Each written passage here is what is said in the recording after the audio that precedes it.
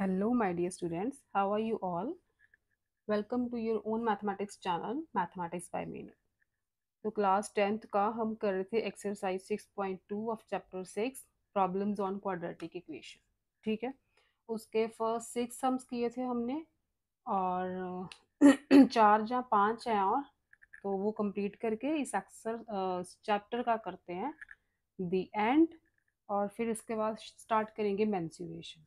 ठीक है, so let's continue exercise 6.2 from sum number 7. तो सेवन्थ की स्टेटमेंट है 2 years ago.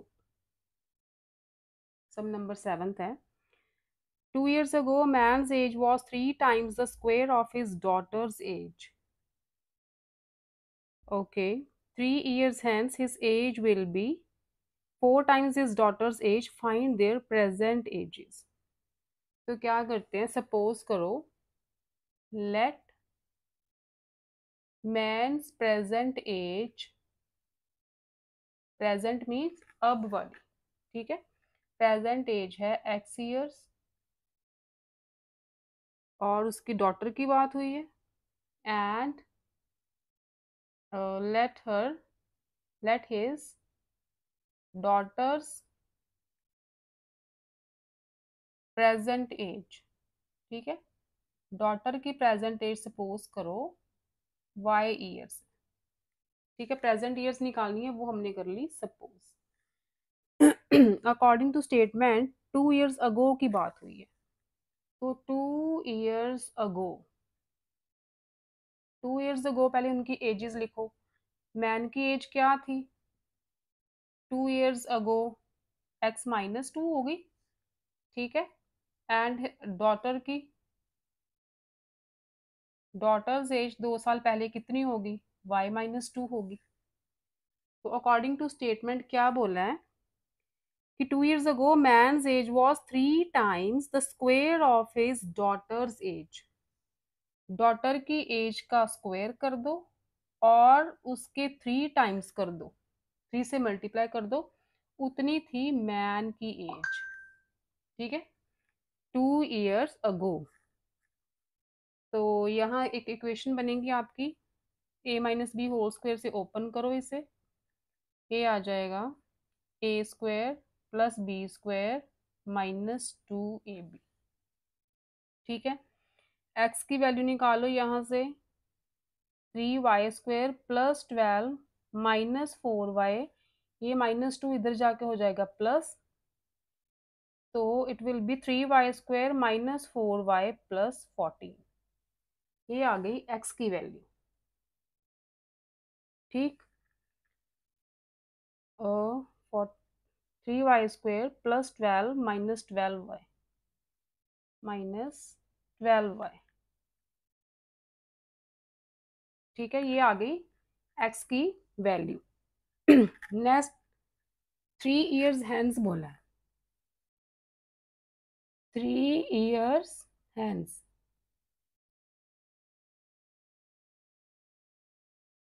3 years hence means अब से 3 साल बाद. तो प्रेजेंट एजेस ये है. 3 years हैंस मैन की एज क्या होगी, अगर अब x ईयर है तो 3 years बाद कितनी होगी, x + 3 होगी ना. और डॉटर की 3 years बाद डॉटर्स एज हो जाएगी y + 3. ठीक है, प्रेजेंट में ही 3 ऐड करेंगे. तो लिखा है 3 years hence his age will be 4 times his daughter's age. Daughter की एज का कर दो 4 times और मैन की एज बन जाएगी आफ्टर 3 years. ठीक है, यहाँ से x + 3 की वैल्यू आएगी 4y + 12, यही आएगी. अच्छा, x की वैल्यू ये वाली इस इक्वेशन में पुट कर दो, तो सारी इक्वेशन y की फॉर्म में आ जाएगी अपनी. x की प्लेस पे लिख दो, यहाँ लिखो फ्रॉम 1. x की प्लेस पे 3y² - 12y + 14 + 3 है 7 = 4y + 12. ठीक है, ये बन गया। इसके बाद मैं नेक्स्ट स्टेप यहाँ कर रही हूँ। इक्वेशन बनेगी आपकी 3y² -12y है ना, ये 4y को भी लेफ्ट पे ले आओ, -4y हो जाएगा। कांस्टेंट टर्म में 14 + 3 17, 17 12 इधर आके माइनस होगा, 17 - 12 आ जाएगा 5। फर्दर सॉल्व करोगे 3y² -12 - 4, ये हो गया 16 + 5 = 0। अब 15 मल्टीप्लाई करके 15 आना चाहिए, -16y को करो स्प्लिट, तो 15 1 ज़ा 15 आ जाएगा, -15y -y + 5 = 0। y common, 3y common, y -5 minus common, y -5 = 0। y -5 again common आ रहा है, 3y - 1 = 0। y की दो वैल्यूज आ गई 5 एंड 1/3। अब एज है तो 1/3 तो हो नहीं सकती, तो इसका मतलब डॉटर की प्रेजेंट एज y थी ना, तो ये आ गई डॉटर की प्रेजेंट एज 5 ईयर्स, और मैंस प्रेजेंट एज x थी। x की वैल्यू क्या थी, इसमें इसमें पुट कर दो चाहे, x + 3 = 4y + 12 थी ना, ये भी इक्वेशन आई थी अपनी, तो यहाँ से x की वैल्यू आ जाएगी, x + 3 = y की वैल्यू 5 पुट करनी है इसमें, 4 5 ज़ा 20 + 12, तो ये आ गया 20 30 32, ये हो जाएगा -3 इधर आके, तो डॉटर की सॉरी मैंस प्रेजेंट एज आ जाएगी 29 ईयर्स, और डॉटर की प्रेजेंट एज क्या आई है 5 ईयर्स। ये है डॉटर की प्रेजेंट एज, 29 ईयर्स है मैंस की प्रेजेंट एज। मैन की प्रेजेंट एज तो आपके ना बुक के बैक आंसर्स में कुछ 40 दिया हुआ है, 40 तो नहीं आएगी, क्योंकि हमें पूछा क्या है, फाइंड देयर प्रेजेंट एजेस, तो दो एजेस पूछी है वैसे भी, मैन की भी और डॉटर की भी, और पीछे ओनली 40 लिखा हुआ है, पता नहीं कैसे 40 लिख दिया है। इसका आंसर बच्चे यही आएगा, डॉटर की प्रेजेंट एज आएगी 5 ईयर्स एंड मैन की प्रेजेंट एज आएगी 29 ईयर्स। ठीक है, बुक वाला पीछे आंसर मत देखना कि पीछे आंसर गलत है, उसके साथ मैच मत करना। ठीक है, तो नेक्स्ट है एट्थ की स्टेटमेंट है, the area of rectangular prayer hall is 300 metre square. Rectangular prayer hall है, एरिया है इसका 300 मीटर स्क्वायर। आपको पता है एरिया ऑफ रेक्टेंगल क्या होता है, length multiply breath. If the length of the hall is one more than the twice its breath, find the dimensions of the prayer hall. Suppose कर लेते हैं, late length of prayer hall is equal to x meter and breadth of the prayer hall is equal to y meter। तो area क्या हो जाएगा, x multiply y, that is x y metre square, यही होगा area.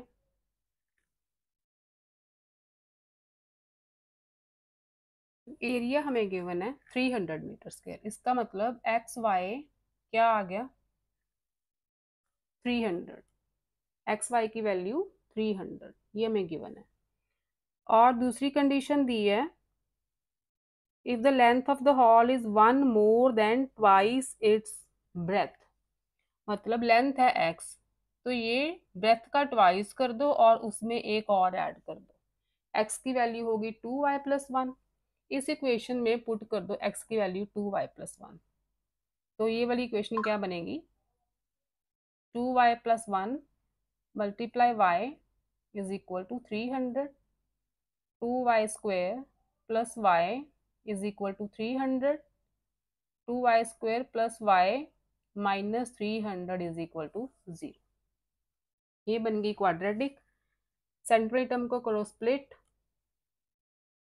तो ये आ जाएगा 25y - 24y -300 is equal to 0। इन दोनों को मल्टीप्लाई करके देखो, 300 मल्टीप्लाई टू 600 ही आएगा। तो यहाँ से y कॉमन आ रहा है, 2y प्लस 25, -12 कॉमन आ रहा है, 2y plus 25 is equal to 0। 2y plus 25 into y minus 12 is equal to 0। y की दो वैल्यूज आ जाएंगी, 25/2 एंड 12। तो लेंथ ब्रेथ है तो नेगेटिव तो हो नहीं सकती, तो इसका मतलब y क्या थी, ब्रेथ थी ना, ब्रेथ आ गई 12 मीटर। ठीक है, ब्रेथ आ गई आपकी 12 मीटर, और इस इक्वेशन से लेंथ निकाल लो। x क्या है, 2y प्लस 1, y की वैल्यू 12 है, 2 मल्टीप्लाई 12 इज 24 प्लस 1 25 मीटर। तो ये आ गई लेंथ ऑफ द हॉल। ठीक है, लेंथ आ गई 25 मीटर, ब्रेथ आ गई आपकी 12 मीटर। ये था 8th। नेक्स्ट देखो 9th।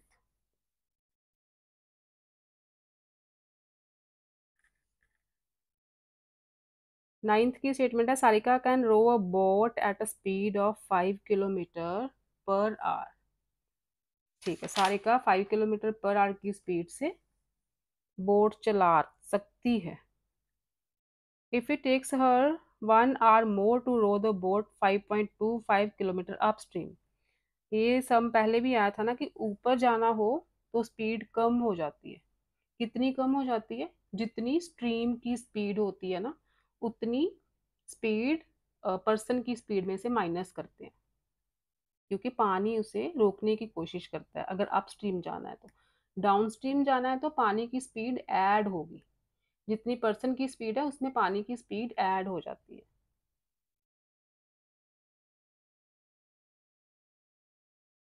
Then to return down stream find the speed of the stream. जो फाइंड करना उसे सपोज कर लो,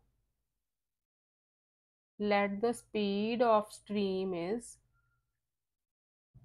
x किलोमीटर पर आवर। ठीक है, स्पीड ऑफ अपस्ट्रीम, ऊपर जाना है तो, क्योंकि सारिका की स्पीड है 5 किलोमीटर पर आवर बोट चलाने की, स्पीड ऑफ अपस्ट्रीम जर्नी लिख लो यहाँ पे। तो ये सारिका की स्पीड में से माइनस होगी पानी की स्पीड। ठीक है, अगर आप जाना है तो, और speed of down stream journey, down stream journey क्या हो जाएगी, 5 + x। ठीक है, क्योंकि सारिका की स्पीड 5 है, उसमें स्ट्रीम की पानी की स्पीड प्लस हो जाएगी क्योंकि वो डाउन आ रही है। तो डिस्टेंस होता है स्पीड मल्टीप्लाई टाइम, ये तो सबको पता ही है। ठीक है, तो according to statement, if it takes her 1 hour more to row the boat 5.25 kilometre upstream. Distance आपको दिया है 5.25, डिस्टेंस ओवर स्पीड क्या होगी, टाइम। टाइम कैसे निकालेंगे, डिस्टेंस ओवर स्पीड, डिस्टेंस 5.25 है, तो ये है डाउन स्ट्रीम की टाइम हो गया, और ये हो गया अपस्ट्रीम का टाइम। ये डाउन स्ट्रीम का टाइम, ये अपस्ट्रीम का टाइम। अच्छा, डाउन स्ट्रीम का जो टाइम है ना, takes 1 hour more to row the boat upstream. ऊपर जाते टाइम 1 घंटा ज्यादा लग रहा है, तो इसका मतलब इन दोनों का जो डिफरेंस है वो कितना है, 1 hour। ठीक है, दोनों का डिफरेंस 1 hour है। तो यहाँ से इक्वेशन बनेगी आपकी, एलसीएम लो, 5 + x इंटू 5 माइनस एक्स, तो ये आ जाएगा 5.25 into 5 minus x minus 5.25 into 5 + x। ठीक।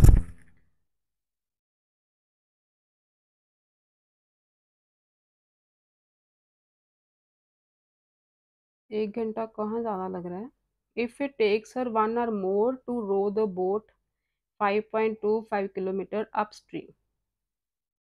ऊपर जाते टाइम 1 घंटा ज़्यादा लग रहा है then to return downstream. Okay, तो अपस्ट्रीम का टाइम ज़्यादा है ना, तो यहाँ पे आएगा माइनस। अपस्ट्रीम वाला पहले आएगा और डाउन स्ट्रीम वाला आएगा बाद में। ठीक है, क्योंकि इसका टाइम ज़्यादा लग रहा है तो ज़्यादा में से कम माइनस करेंगे। तो यहाँ पे आ जाएगा प्लस एंड यहाँ पे आ जाएगा माइनस। एलसीएम तो वही रहेगा। इज इक्वल टू 1 गिवन है। अच्छा, ओपन करो ब्रैकेट्स को, मल्टीप्लाई करो। 5.25 मल्टीप्लाई बाय 5, तो इट विल बी 5 5 ज़ा 25, 126.25। क्या है ये? 26.25 प्लस 5.25x माइनस यहाँ पे फिर 26.25 plus 5.25x is equal to A square minus B square हो जाएगा। यही टर्म 1 के साथ मल्टीप्लाई होगी तो ए स्क्वायर माइनस बी स्क्वायर। ये तो हो रहा है कैंसर। ठीक है, माइनस, ये माइनस का हो गया, ये प्लस का हो गया। ठीक है, अब देखो 5.25 प्लस 5.25, 5.25x प्लस 5.25x, ये बन गया आपका 10.50x is equal to 25 minus X square. अब ये दोनों टर्म्स को ले आओ लेफ्ट पे, एक्स स्क्वायर पॉजिटिव हो जाएगा, प्लस है 10.5x माइनस 25 आ गया। ठीक है, ये टर्म्स इधर आएंगी तो साइन चेंज होंगे ना इनके। अब 25 के फैक्टर्स ऐसे बनाओ कि प्लस माइनस करके 10.5 आना चाहिए। तो फैक्टर्स बन जाएंगे 12.5x माइनस 2x। ठीक है, 12.5 को 2 से मल्टीप्लाई करोगे तो 25 आएगा और सेंटर वाली टर्म भी आपकी 10.5 बन रही है। 25 is equal to 0, x common, x plus 12.5 minus 2 common, x plus 12.5 is equal to 0। X plus 12.5 again common आ रहा है, x minus 2 is equal to 0। X की दो वैल्यूज आई, x is equal to minus 12.5 and x is equal to 2। तो ये थी speed of the stream. तो speed of the stream negative तो नहीं हो सकती, तो इसका मतलब स्पीड ऑफ द स्ट्रीम क्या आई? 2 किलोमीटर पर आवर। ठीक है, ये आपका 9th का आंसर। नेक्स्ट देखते हैं 10th question.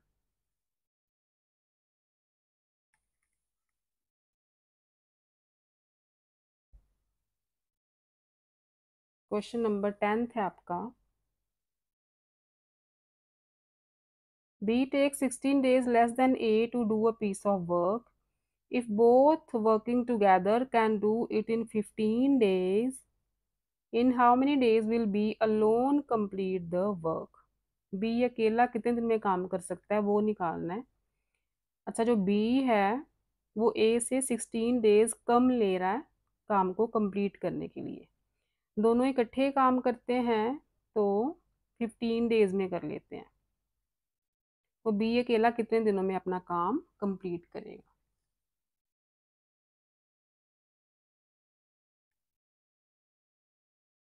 B take 16 days less. अच्छा, यहाँ पे सपोज करो let A alone can finish work in X days। ठीक है, A अकेला X डेज में काम को फिनिश कर रहा है। B 16 डेज कम ले रहा है ना, तो B अलोन कितने दिन में करेगा फिर? X माइनस 16 डेज में। ठीक है, अकॉर्डिंग टू स्टेटमेंट तो यही है। अच्छा, पूरा काम कर रहा है एक्स डेज में, तो एक दिन में कितना काम करेगा, 1/x। ठीक है, so work done by A alone in 1 day कितना हो गया, 1/x, and work done by B alone in 1 day 1/x-16। ठीक है, पूरा पूरा काम फिनिश करें एक्स डेज में और x-16 डेज में, तो एक दिन में कितना कितना काम करेंगे, 1/x एंड 1/x-16। इसका मतलब वर्क डन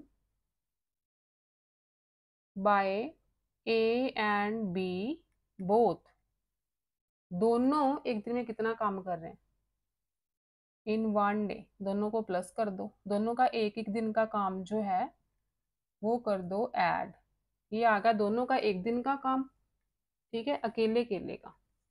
तो 15 डेज में work done by A and be in 15 days में कितना काम करेंगे वो, एक दिन में इतना कर रहे हैं तो 15 में करेंगे 15 इंटू वर्क ऑफ 1 डे, तभी ये 15 डेज का काम आएगा।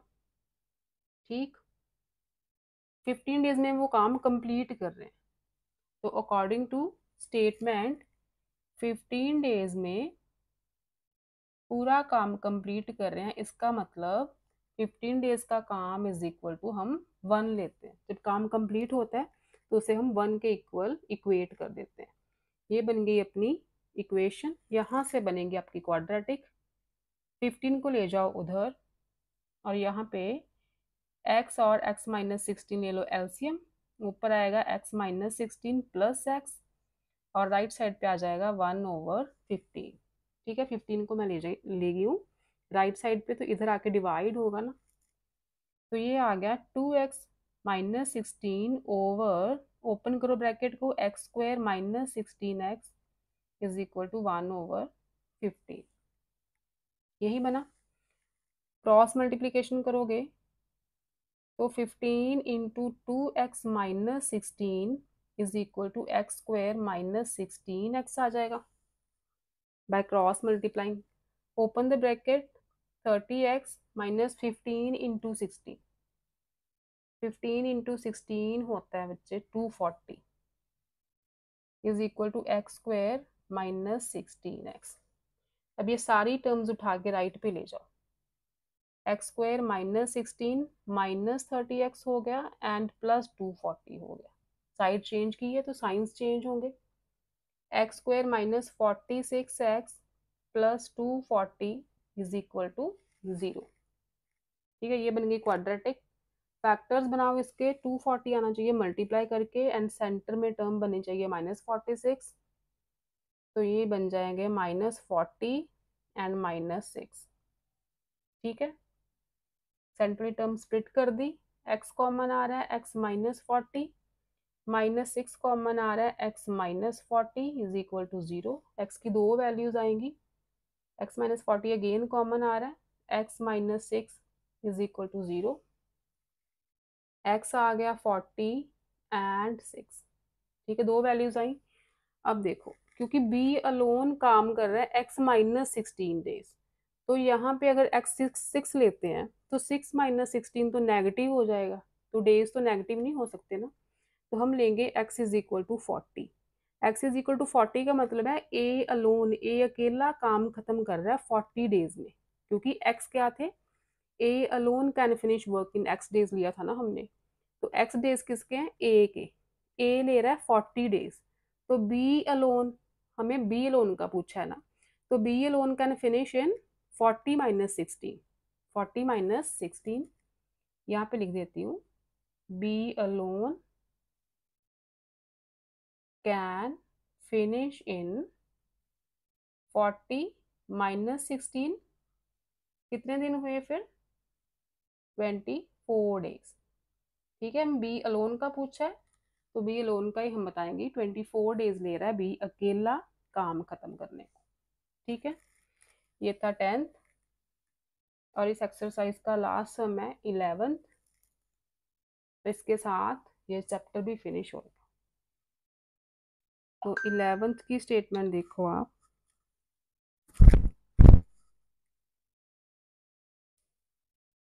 An aeroplane covered a distance of 400 km at an average speed of x kilometre per our. Distance दिया है 400 किलोमीटर का और एवरेज स्पीड दी है हमें x kilometre per our.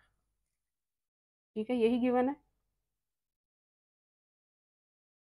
On the return journey the speed was increase by 40 kilometre per our. Return journey में क्या होता है, स्पीड 40 इंक्रीज हो जाती है। तो speed during return journey 40 increase होगी ना, इसका मतलब x plus 40 kilometre per our हो गई। ठीक है, और क्या गिवन है हमें, write down the expression for the time taken for the onward journey. अच्छा, स्पीड होती है distance over time, distance over time. तो टाइम क्या होगा, डिस्टेंस ओवर स्पीड होगी ना। टाइम क्या होगा, डिस्टेंस ओवर स्पीड। तो फर्स्ट पार्ट है, तो ऑनवर्ड जर्नी के लिए टाइम क्या होगा। ऑनवर्ड जर्नी के लिए डिस्टेंस था 400 और स्पीड है x किलोमीटर। ठीक है, ये हो गया टाइम आवर्स में। फर्स्ट पार्ट तो यही है। सेकंड है आपका द रिटर्न जर्नी में टाइम। रिटर्न जर्नी का टाइम क्या होगा, रिटर्न जर्नी के लिए स्पीड है x प्लस 40। डिस्टेंस तो सेम ही रहेगा ना, डिस्टेंस तो आने जाने का सेम ही रहेगा। और रिटर्न जर्नी में स्पीड इंक्रीज हो रही है, तो डिस्टेंस ओवर स्पीड, डिस्टेंस 400, ये बनी स्पीड। रिटर्न जर्नी में इतना टाइम लग रहा है। और if the return journey took 30 minutes less, आते टाइम 30 मिनट्स कम लग रहे हैं। अब 30 मिनट्स दिए हैं आपको, तो 30 मिनट्स के पहले आर बनाओ। 30 मिनट्स मैंने हाफ आर। ठीक है, 60 मिनट्स का एक आर होता है ना, तो 30 मिनट्स का हाफ आर हुआ। तो हम हाफ आर लेंगे, 30 मिनट्स नहीं लेंगे। तो कहा है कि आते टाइम हाफ एन आवर कम लग रहा है। तो इसका मतलब इन दोनों का जो डिफरेंस है, ज़्यादा टाइम किस में लग रहा है, जाते टाइम। तो ज़्यादा में से कम वाला माइनस कर दो, क्योंकि जाते टाइम ज़्यादा टाइम लग रहा है ना, तो आते टाइम हाफ एन आवर कम लग रहा है। तो इज इक्वल टू है हाफ। इन दोनों का डिफरेंस कितना है, टाइम का हाफ आवर। तो यहाँ से बनेगी क्वाड्रेटिक। एलसीएम लो, x इंटू एक्स प्लस 40। तो ये बन गया 400 into X plus 40 minus 400x is equal to 1/2। Open the brackets, 400x plus 16,000 minus 400x over x square plus 40x is equal to 1/2। 400x हो गए कैंसिल, क्रॉस मल्टीप्लाई करोगे, X square plus 40x is equal to 32,000। Equation बन गई X square plus 40x minus 32,000 is equal to 0। ये equation आ गई। Write down equation in x, तो ये equation हो गई। थर्ड पार्ट तो यही हो गया आपका। And find its value, x की वैल्यू फाइंड करनी है। तो 40 के बनाओ फैक्टर्स, 32,000 के फैक्टर्स बनाओ, सेंटर में 40 आना चाहिए। तो ये आ जाएगा 200x माइनस 160। दोनों को मल्टीप्लाई करोगे 32,000 आ जाएगा। और सेंटर वाली टर्म भी बन रही है आपकी। x common, x plus 200 minus 160 common, x plus 200 is equal to 0। x plus 200 common आ रहा है, again x minus 160 is equal to 0, x की दो वैल्यूज आई -200 एंड 160। तो एवरेज स्पीड है एक्स, तो नेगेटिव तो होएगी नहीं, तो एवरेज स्पीड फिर क्या आई अपनी, नेगेटिव तो स्पीड लेंगे नहीं ना हम, 160 किलोमीटर पर आवर। ठीक, इसके एक तो ये आंसर हो गया फर्स्ट का। सेकंड का इक्वेशन भी पूछी है, ये इक्वेशन हो गई और ये निकलाई इसकी वैल्यू एक्स की। तो इसके साथ आपका चैप्टर नंबर 6 कंप्लीट होता है। नेक्स्ट स्टार्ट करेंगे मेंसुरेशन। तो टिल देन आप इसकी अच्छे तरह से प्रैक्टिस करो, फिर मिलते हैं मेंसुरेशन के साथ मैथमेटिक्स बाय मीनू में। ओके बच्चों, bye bye, take care, love you all.